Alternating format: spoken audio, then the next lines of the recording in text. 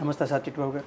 నమస్తే. Allu Arjun, mega power star Pawan Kalyan mega family, junior NTR Nara family, YS Jagan, YS Sharmila.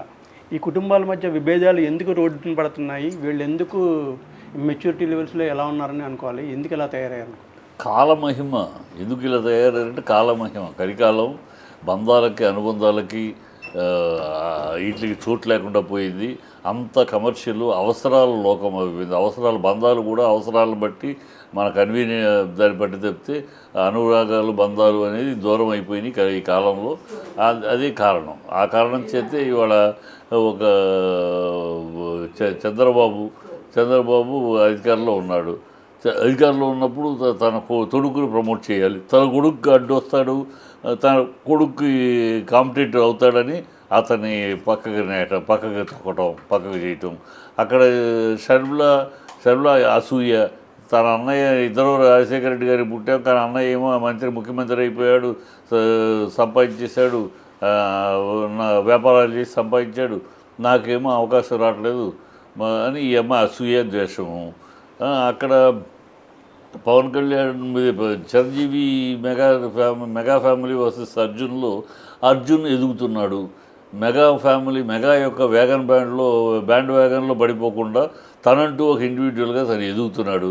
Allu తన తాతగారు, తండ్రి గారు, తర్వాత తను అల్లు ఫ్యామిలీకి ఒక చరిత్ర బ్యాక్గ్రౌండ్ ఉంది. సో ఆ హెరిడిటరీని కాపాడుకుంటూ అతను ముందుకెళ్తున్నాడు. అది జీర్ణించుకోలేకపోతారు. వీళ్ళ బ్యాండ్ వ్యాగన్లో వీళ్ళ వల్లే అన్నది అనిపించుకోవాలి. అదేమో అలా అంటలే, వీళ్ళ వల్ల కాదు, తనంతట తాను వాళ్ళ నాన్న అల్లు అరవింద్ అనే ఆయన వీళ్ళందరికీ వెన్నెముక ఉండి నిలబడి చిరంజీవి అవ్వచ్చు, పవన్ కళ్యాణ్ అవ్వచ్చు, రామ్ చరణ్ అవ్వచ్చు, తేజ అవ్వచ్చు, అందరికి కూడా ఆయన వెన్నెముకగా ఉండే ఆయన సినిమాలు బిగినింగ్లో వాళ్ళ సినిమాలు ఆయనే తీసి సక్సెస్ చేసి దారి ఏర్పరిచాడు. సో అదే తన కొడుకు చేస్తున్నాడు. కానీ ఇక్కడికి వచ్చేటప్పుడు వీళ్ళు బ్యాండ్ బ్యాగ్ కూడా చిరంజీవి గారి వల్ల అనిపించాలని ఈ ఫ్యాన్స్ వాళ్ళ తరపు మనుషులు కొంతమంది దరిద్రం. సో అన్ని అవసరాలను బట్టి అవసరాలు, కన్వీనియన్సు, ప్రయోజనాలు. ఎవరికి ప్రయోజనం ఉంటే స్నేహబంధం, ప్రయోజనాలు లేదు మనకి ఇబ్బంది వస్తుంది అనుకుంటే బంధాలు లేవు, ఏమి లేవు. ఏదో దౌర్భాగ్యమైన పరిస్థితి. మెచ్యూరిటీ లెవెల్స్ అని అంటున్నారు, కానీ మెచ్యూరిటీ లెవెల్స్ కాదు, వాళ్ళు దిగజారిపోతున్న లెవెల్స్. మైండ్ సెట్ బాగా కమర్షియల్ అయిపోయి, బాగా డబ్బు, పదవులు, ఈ వ్యామోహాలకు వెళ్ళిపోయి మన స్థానము మనం ఆ వ్యామోహాల్లో పడిపోయి బంధాలు అనుబంధాలకు విలువలు లేకుండా పోతున్నాయి. అదే కారణం, అంతే. అప్పుడు టాలెంట్ అంటే కదా, వీళ్ళున్న ఫీల్డ్లో అంటే టాలెంట్ని బట్టే కానీ వీళ్ళు ఎవరు కూడా ఎవరిని పైకి తీసుకురాలేరు. అలాంటప్పుడు ఎన్టీఆర్ కావాలనుకుంటే రాజకీయాల్లో అతను ఆపగలే శక్తి వీళ్ళకి కూడా ఉండదు కదా. అలాంటప్పుడు ఎందుకు అతను తొక్కాలని ట్రై చేస్తున్నాడు? అదే, అతను రాజకీయాలకు రాకుండా ఉండాలని కదా. సినిమా ఫీల్డ్లోనూ అతను ఎదగకుండా ఉండాలని నానా ప్రయత్నాలు చేశారు. అతనికి పోటీగా ఏడు సినిమాలతో ఇంకో హీరోని ఇంట్రడ్యూస్ చేసి రకరకాలు చేశారు. అవి వర్కౌట్ అవ్వలేదు. అతను ఏం చేసినా హీరోగా దూసుకెళ్తున్నాడు. ఈ రాజకీయాల్లో ఇప్పుడు వస్తాడేమో, వస్తే ఎవరికి ప్రాబ్లం? వస్తే లోకేష్కి ప్రాబ్లం. ఎందుకంటే లోకేష్ జూనియర్ ఎన్టీఆర్ స్టేజ్ మీద నుంచుంటే ప్రజలు ఎవరికి హారతలు పడతారు? జూనియర్ ఎన్టీఆర్కి. సో అందుకని జూనియర్ ఎన్టీఆర్ అసలు రాజకీయాలు రాకుండా ఉండడం కోసం అతన్ని ఎన్ని రకాలుగా ఇబ్బంది పెడితే అన్ని రకాలుగా ఈ రాజకీయాలు నాకు వద్దు అని ఇప్పుడు అదే అనుకుంటున్నాడు ఆయన. ఈ రాజకీయాలు నాకు అవసరం లేదు, ఆ టైం వచ్చినప్పుడు వస్తాను, మా తాత జెండా పట్టుకోవాల్సిన రోజు వచ్చినప్పుడు వస్తాను. ఇప్పుడు ఒక 20-30 ఏళ్ళు నా కెరీర్ ఉంది, బ్రహ్మాండమైన కెరీర్. ఆ కెరీరు నన్ను నమ్ముకున్న ప్రొడ్యూసర్లు, నమ్ముకున్న డైరెక్టర్లు, అలా కోట్లు పెట్టే ఫైనాన్షియల్ ఉన్నారు, వాళ్ళందరినీ నేను కాపాడుకోవాలి. వాళ్ళు నా మీద విశ్వాసంతో పెడుతున్నారు, నమ్మకంతో. ఆ నమ్మకాన్ని నేను కాపాడుకోవాలి, కనుక దానికి కష్టపడాలి. నేను ఈ రాజకీయాలు నాకు ఎప్పుడేం అవసరం లేదని తప్పుకుంటున్నాడు. అలా తప్పుకోవాలని వీళ్ళ ప్రయత్నం. రాజకీయాలకు దూరంగా ఉండాలి అతను. ఎందుకంటే దగ్గరికి వచ్చాడంటే వీళ్ళకి ఇబ్బంది. ఎవరికి ఇబ్బంది? చంద్రబాబుకి కాదు, లోకేష్ని ప్రమోట్ చేయాలి కదా ఇప్పుడు ఆయన. అది కదా ఆయన సమస్య. అందుకని తొక్కుతున్నారు. ఇవన్నీ ప్రజలకు అర్థమైపోతుంది. ఇప్పుడు టాలెంట్ అనేది ఉంటే ఎవరిని ఆపలేడు. ఎవరి ఇన్ఫ్లుయెన్స్ అయినా ఓన్లీ ఫస్ట్ ఇంట్రడక్షన్ వరకే, ఎంట్రీ తర్వాత ప్రజల ఆశీస్సులు, ప్రజల అభిమానం పొందగలిగితేనే ఆ సినిమా సక్సెస్ అయితేనే ఆ హీరో. ఎవరైనా అంతే. కృష్ణ గారి 2 కొడుకులు, రమేష్ చక్కగా అందంగా గుండ్రం చంద్రబాబు లాంటి మొహం, అతను చక్కగా ఉంటాడు. మరి కాలేకపోయాడు సూపర్ స్టార్. మరి మహేష్ హైటు సూపర్ స్టార్ అయ్యాడు. అలాగే అరవింద్ గారి అల్లు అర్జున్ అయ్యాడు. అల్లు అర్జున్ తమ్ముడు శిరీష్ ఏమయ్యాడు, ఎంత ప్రయత్నించాలో హీరో కాలేదు కదా. అలాగే నాగేశ్వరరావు ఉన్నారు. నాగేశ్వరరావు మనవడు నాగ చైతన్య అయ్యాడు. మరి అంతకుముందు సుమంత్ అవ్వలేదు. సుమంత్ అంతకు బాగుంటాడు, 6 అడుగులు జమ్మని మంచి కనుముక్కు తీరు ఎంత మరి అవ్వలేదు, స్టార్ కాలేకపోయాడు. సో ఎంత ఎంట్రీ వరకే ఉపయోగపడుతుంది. తర్వాత ఎవరిని ఏమి చేయలేరు, ఎవరిని పెంచలేరు, ఎవరిని చేయలేరు. సక్సెస్ ఉంటేనే. అలాగా వాళ్ళిద్దరూ అల్లు అర్జున్ కానీ వీళ్ళు కష్టపడి సక్సెస్ సాధించుకుంటున్నారు, సక్సెస్లో ముందుకు వెళ్తున్నారు. ఆ ఈర్ష్య ద్వేషాలు అంతే. వాళ్ళు వెళ్తున్నారు, మన కాకుండా మన తోకలా కాకుండా మన పేరు చెప్పుకోకుండా వాళ్ళంతటా వాళ్ళు ఎదుగుతున్నారు. అది బాధ. ఆయన వీళ్ళ పేర్లు చెప్పుకుని ఉన్నాళ్ళు వెనకాలే ఉన్నారు, ముందుకు వెళ్ళలేకపోతున్నారు. ఆ పేరు కాకుండా వీళ్ళంతా ఇండివిజువల్గా వెళ్తున్నారు, వీళ్ళేమో ఎదిగిపోతున్నారు. ఆ ఈర్ష్య, అసూయ, ద్వేషం, అంతేకాదు చిల్లర చీప్ మైండ్ సెట్ తప్పితే మెచ్యూర్ మైండ్ సెట్ కాదు. వీళ్ళు ఈ విభేదాల వల్ల రోడ్డుకు రావడం వల్ల వీళ్ళకి నష్టం చేకూరుస్తుందంటారా, లాభం చేకూరుస్తుందంటారా? షర్మిల గారికి, జగన్ గారికి కూడా దీనివల్ల నష్టమా లాభమా? నష్టమే. ఇప్పుడు షర్మిల కామెడీ పీస్ అయిపోయింది కదా. షర్మిల ఏం మాట్లాడినా నిన్నటిదాకానేమో ఆడపిల్లని ఈడపిల్లని అని చెప్పి తెలంగాణలో పార్టీ పెట్టి తెలంగాణలో తిరిగి అక్కడ చీపమ్మ నాకు ఇక్కడికి వచ్చి నేను ఈడపిల్లనని మళ్ళీ చంద్రబాబుతో చేతులు కలిపి మళ్ళీ ఇప్పుడు చంద్రబాబుని తిడుతూ అసలు ఏం అమ్మాయికి ఏమిటి, అమ్మాయిని ఒక లీడర్గా కూడా ఇది ఎందువల్ల నష్టపోయింది? ఈ అన్నయ్యతో నీకు గొడవ ఉంటే అన్నయ్యతో ఆస్తులు గొడవలు కానీ, డబ్బు గొడవలు కానీ, షేర్లు గొడవలు కానీ ఉంటే నువ్వు ఇంట్లో తెలుసుకోవాలి, పెద్దలు పెట్టి తెలుసుకోవాలి ఇంటి విషయం. దాన్ని బజార్ను పెట్టేసేసి ఆ పెద్ద ఆయన సరిపోయిన ఎక్కడున్నాడో ఆయన పేరును బదనాం చేయడానికి ఆ కుటుంబాన్ని ఈ అమ్మాయి చిల్లతనం చేసేసింది. అందుకనే అమ్మాయికి మర్యాద పోయింది. ఇవాళ ఈ అమ్మాయి చేసే చిల్లతనం అతను ఓడిపోవటానికి కూడా ఒక కారణం, ఒకే మెయిన్ కారణం కాకపోయినా one of the added point అయింది ఓడిపోవటానికి. సో ఇవన్నీ నష్టమే. అలాగే ఇప్పుడు అర్జున్ని ద్వేషించడం, అర్జున్ మీద అసూయ పడటం వల్ల నష్టపోయేది ఎవరు?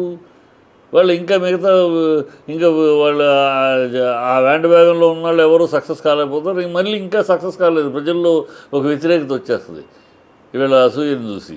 కనుక నష్టమే జరుగుద్ది, లాభమేం కాదు. ఎప్పుడు ఇలాంటి వాళ్ళ ఎవరో ఒకరికి నష్టం, ఇద్దరు కాకపోయినా ఒకరికి నష్టం జరుగుద్ది.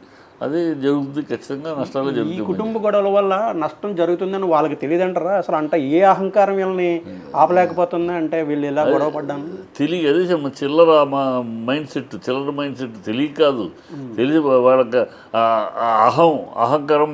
మేము చెప్పింది జరగాలి, మా వెంట ఉండాలి, మా వెనకాల ఉండాలి, మా తోకలా ఉండాలి, లేకపోతే మేము ఇలా అనే ఒక అహంకారం, మేము అనే అహంకారం. ఆ అహంకారం వల్ల వాళ్ళకి దీనివల్ల నష్టపోతున్నామే, మనకే కదా పరుగు పొద్ది. ఎవరికి మనం గొడవ పడటం వల్ల నందమూరి ఫ్యామిలీకి నష్టమా, ఘట్టమనేని ఫ్యామిలీకి నష్టమా, అక్కినేని ఫ్యామిలీకి నష్టమా? మనం గొడవ పడటం వల్ల మన ఫ్యామిలీకే కదా నష్టం అనే కనీసం మినిమం నాలెడ్జ్ కూడా లేకుండా చేస్తున్నారు ట్రోలింగ్లు. వాళ్ళు నష్టపోయేది ఎవరు? వాళ్ళ పరుగులే పోతాయి కదా, అది తెలుసుకోలేకపోతున్నారు. అది తెలుసుకోలేక అహంకారం, తెలుసుకోలేకపోతే కళ్ళు మూసుకుపోయి కళ్ళు మూసుకుపోయి అహంకారంతో కళ్ళు మూసుకుపోయి మేము చేస్తాం, మా కాళ్ళ దగ్గర రావాలి అనే దురహంకారం అంతే. ఇప్పుడు అల్లు అర్జున్ పవన్ కళ్యాణ్ విషయంలో అంటే దీనికి ఒక క్లారిఫికేషన్, ఒక ఎండ్ పాయింట్ పెట్టాలంటే ఎవరు పెట్టాలి? పవన్ కళ్యాణ్ పెట్టాలా, అల్లు అర్జున్ పెట్టాలంటారా? నాగబాబు పెట్టాలి. నాగబాబే ఈ రచ్చ రగిల్చింది. నాగబాబు అనేవాడే ఆయన ఎలక్షన్కి వెళ్ళిపోయినప్పుడు నా ఫ్రెండ్ కోసం వెళ్ళాను. నాకు ఏ రాజకీయ పార్టీకి సంబంధం లేదు, పార్టీకి ఓటేయమని నేను అడగలేదు, నా ఫ్రెండ్ని ఆదరించడని చెప్పానంతే. నా ఫ్రెండ్ కోసం వెళ్ళాను, కనపడ్డాను, ఓట్లేయమని కూడా అడగలేదు, కనపడి అందరికీ చేయి చూపించి వచ్చాను నేను. నాకు ఏ పార్టీకి సంబంధం లేదు అప్పుడే చెప్పాడు. చెప్పినా అది గౌరవంగా మెచ్యూర్డ్గా దాని గురించి వదిలేయకుండా మా వాళ్ళు ఇక్కడ వెళ్ళిన వాళ్ళు మా వాళ్ళైనా పరాయి వాళ్ళే, ఇక్కడికి వచ్చిన వాళ్ళు పరాయి వాళ్ళైనా మా వాళ్ళే, ఇలాంటి ఒక స్టేట్మెంట్ ఇచ్చి ఫ్యాన్స్ మధ్య ఒక నిప్పు అంటించేశాడు. ఆ నిప్పు రగులుతూ ఉంది, ఇప్పటికీ రగులుతూనే ఉంది. దాన్ని ఫినిష్ చేయాలంటే మళ్ళీ తనే, ఎందుకంటే ఫ్యాన్స్ని హ్యాండిల్ చేసే తనే. ఫ్యాన్స్ని హ్యాండిల్ చేసేది తను బన్నీవాసు. ఎదురు ఫ్యాన్స్కి ఒకసారి ఒక స్టేట్మెంట్ లాగా ఇస్తే ఇలాంటివి చేయకండి, మనమే నష్టపోతాం, మన ఫ్యామిలీస్కే నష్టం, అది ఎవరికీ నష్టం కాదు, అనవసరంగా ఇలాంటి ట్రోల్ చేయకండి అని వాళ్ళు ఇన్స్ట్రక్షన్ ఇచ్చుకుంటే ఆగిపోద్ది. వాళ్ళు ఇవ్వట్లేదు, అది ఎంజాయ్ చేస్తున్నారు వాళ్ళు. అలా తద్వారా అలా నిల్చోళ్ళే ఇప్పుడు మనం లైమ్ లైట్లో ఉంటాం, ఇప్పుడు మనం ఫామ్లో ఉంటాం. ఇలా చేయటం వల్ల చేసుకుంటూ ఉంటే మనం ఫామ్లో ఉంటాం కదా అని ఒక చీపు ఆలోచనతోటి వాళ్ళు చేయాలి, క్లోజ్ చేయాలి. ఎవరికి నష్టం? ఎవరికి నష్టం లేదు, మీకే నష్టం, మీ కుటుంబానికే నష్టం. మామ వాళ్ళు, మేనల్లుడు, అన్నదమ్ములు, కజిన్సు, మీకే జరగాలి, అంతే కదా, మీకే నష్టం జరుగుతుంది. ఆ నష్టాన్ని మీరు స్వీకరిస్తూ ఉంటే మీ కర్మ అది, అంతే కదా, తెలుసుకోవాలి వాళ్ళు. ఎన్టీఆర్ నారా నందమూరి ఫ్యామిలీ మధ్య ఉన్న విషయంలో ఈ గొడవల్లో బయటికి అంత ఎన్టీఆర్ కొంచెం మెచ్యూర్డ్గానే వ్యవహరిస్తున్నాడు అని అనుకోవచ్చు అంటారా? చాలా మెచ్యూర్డ్గా వ్యవహరిస్తున్నాడు. తనకి జరిగిన అవమానాలన్నింటినీ కూడా దిగమింగుకుని పై గుంబనంగా ఉంటూ ఎక్కడ నోరు జారటం కానీ ఎక్కడ తప్పు చేయటం కానీ చేయకుండా, మాట్లాడకుండా, నోరు జారకుండా చాలా గుంబనంగా ప్రవర్తిస్తున్నాడు, చాలా మెచ్యూర్డ్గా ప్రవర్తిస్తున్నాడు. అందువల్లే ఏమి చేయలేకపోతున్నారు. ఇప్పుడు బాలయ్య అంటుడు అనేకసార్లు నా కొడుకు అని అన్నాడు. బాలయ్య పాపం తప్పు పట్టాడు, బాలయ్య సంతోషపడతాడు. ఎన్టీఆర్ తన అన్న కొడుకు సక్సెస్ అవుతాడంటే సంతోషపడతాడు. ఇక్కడ కాకపోతే ఏంటంటే బాలయ్య కూడా ఎక్కడ బ్లాక్ అవుతున్నాడంటే చంద్రబాబు యొక్క ఎవరిని ప్రమోట్ చేయాలి చంద్రబాబు అనుకుంటున్నాడు లోకేష్ ఎవరు? తనకు అల్లుడు, అది సమస్య. కనుక అల్లుడు, బావమరిది, బావ, వియ్యంకుడు, అల్లుడు, ఈ చట్టంలో ఆయన ఉన్నాడు పాపం. లేకపోతే ఎప్పుడు ఇలాంటివి తనే బాలయ్య ఎందుకంటే పెద్ద తరహా బాలయ్య గుడి హృదయం చాలా మంచిది, చాలా మంచి మనిషి. ఇవన్నీ మా అన్నయ్య బ్లడ్, అన్నయ్య కొడుకుని మనం తప్పుగా మాట్లాడారు అని అనేస్తాడు, తక్కువ చేయటువంటి అన్న. కానీ ఈ చంద్రబాబు పుణ్యమాని ఇరకాటంలో పడ్డాడు, అందుకని ఏం మాట్లాడట్లా.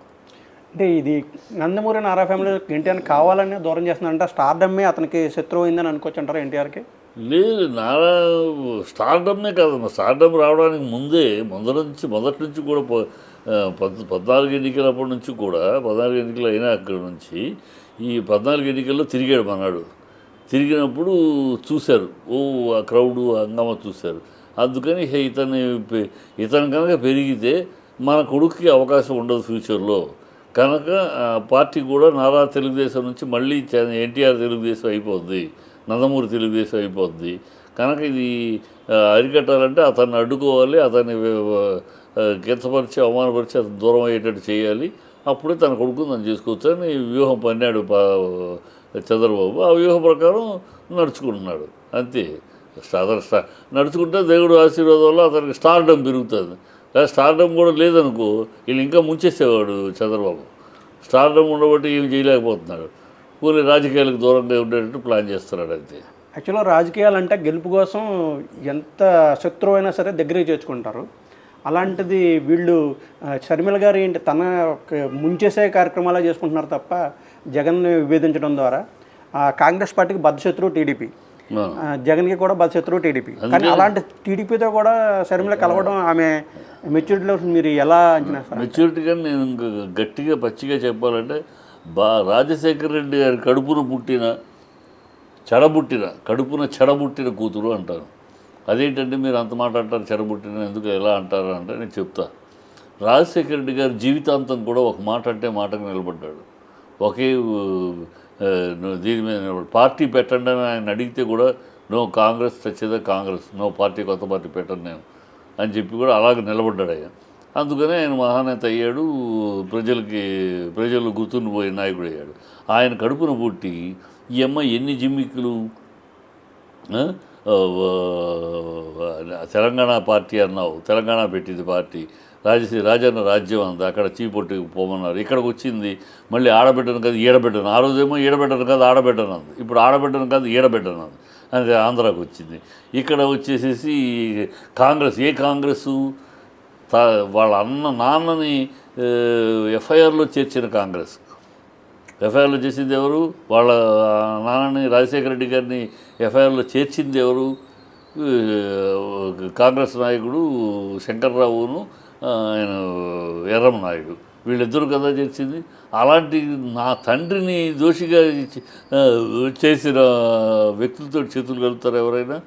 అదే వాళ్ళతో చేతులు కలిపింది కాంగ్రెస్, చేతులు కలిపి కాంగ్రెస్ అధ్యక్షురాలు పదవి కోరుకుంది.